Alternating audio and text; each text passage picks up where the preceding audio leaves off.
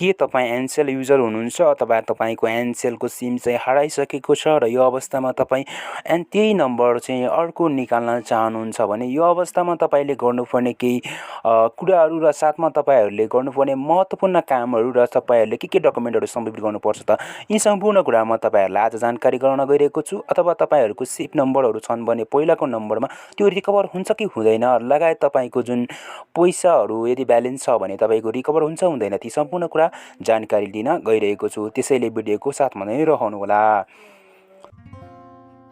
नमस्ते, technical Tshering YouTube च्यानलमा स्वागत छ। मेरो नाम हो लाक्पा शेर्पा समर्पित। मेरो युट्युब च्यानलको नाम हो टेक लाक्पा।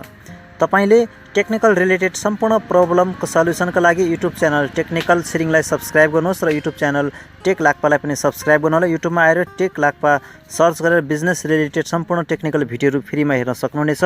म छु कार्यक्रम सञ्चालक लाक्पा शेर्पा समर्पित युट्युब च्यानल टेक लाक्पाको तर्फबाट तपाईको साथमा। टेक्निकल छिरिङ युट्युबलाई पनि सफलताको शुभकामना, साथै टेक लाक्पामा पनि तपाईको सब्स्क्राइबरको खाँचो छ, 18,000 प्लस रहेको छ। Thank you so much.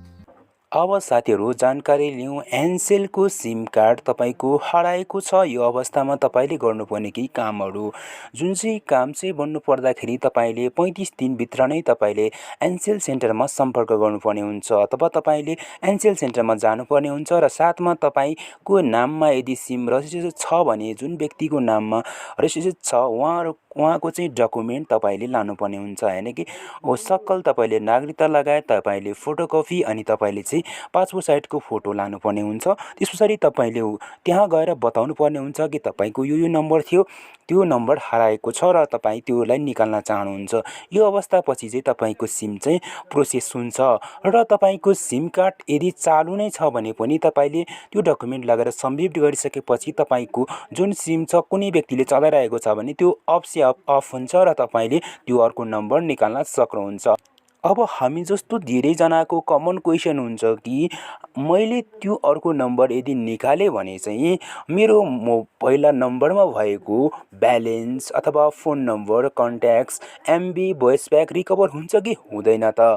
अब यसमा चाहिँ कमन क्वेसनको एन्सर चाहिँ यो छ कि तपाईँको यदि पर्सनल कन्ट्याक्ट नम्बरहरू छ भने त्यो चाहिँ रिकभर हुन सक्दैन।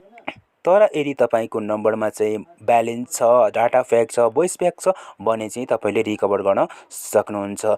त्यस्तै गरी एनसेलको थप जानकारीको लागि तपाईँहरूले चाहिँ एनसेल नम्बरमा 900मा कल गरेर तपाईँले 9 नम्बर अप्सन सेलेक्ट गरेर तपाईँले एनसेल प्रतिनिधिहरूसँग कुरा गर्न सक्नुहुन्छ र तपाईँको समस्याको सल्भ गर्न सक्नुहुनेछ।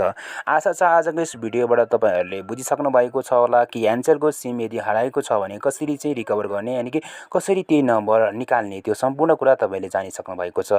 भिडियोलाई लाइक गर्न र च्यानल सब्स्क्राइब गर्न नछुट्नु होला। So thank you, thanks for watching.